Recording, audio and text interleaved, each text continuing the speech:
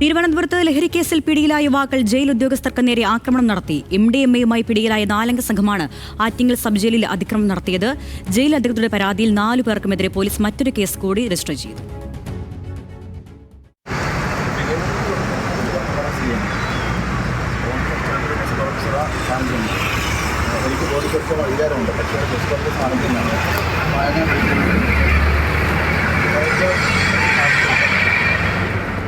ബുധനാഴ്ച രാത്രിയാണ് 22 ഗ്രാം MDMA-യുമായി തിരുവനന്തപുരം മംഗലപുരത്ത് വെച്ച് 4 അംഗ സംഘം റൂറൽ ഡാൻസ് ഓഫിന്റെ പിടിയിലാകുന്നത്. പതിവായി കുറ്റകൃത്യങ്ങളിൽ ഏർപ്പെടുന്നവരാണ് MDMA-യുമായി പിടിക്കപ്പെട്ടത്.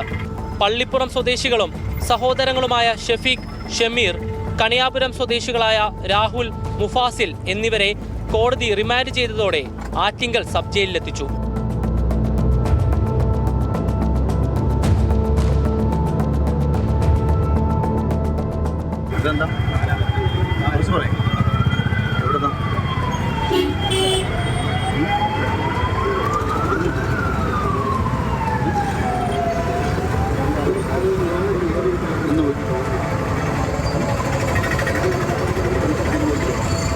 തുടർന്നാണ് ഗുണ്ടാ സംഘം ജയിലിൽ ആക്രമണം അഴിച്ചുവിട്ടത്.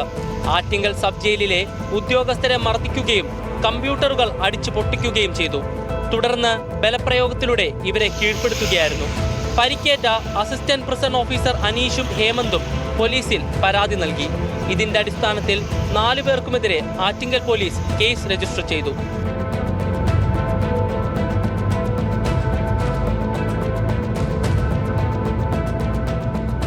തട്ടിക്കൊണ്ടുപോകൽ, കവർച്ച, ബോംബെറിഞ്ഞ് പോലീസിനെ ആക്രമിക്കലടക്കം നിരവധി ക്രിമിനൽ കേസുകളിൽ പ്രതികളാണ് സഹോദരങ്ങളായ ഷഫീഖും ഷമീറും. ജാമ്യത്തിലിറങ്ങി ലഹരിക്കച്ചവടം നടത്തിവരികയായിരുന്നു. 2023 മംഗലപുരത്ത് പോലീസ് കസ്റ്റഡിയിലിരിക്കെ ഷമീർ കഴുത്തുമുറിച്ച് രക്ഷപ്പെടാനുള്ള ശ്രമം നടത്തിയിരുന്നു. ന്യൂസ് മലയാളം, തിരുവനന്തപുരം.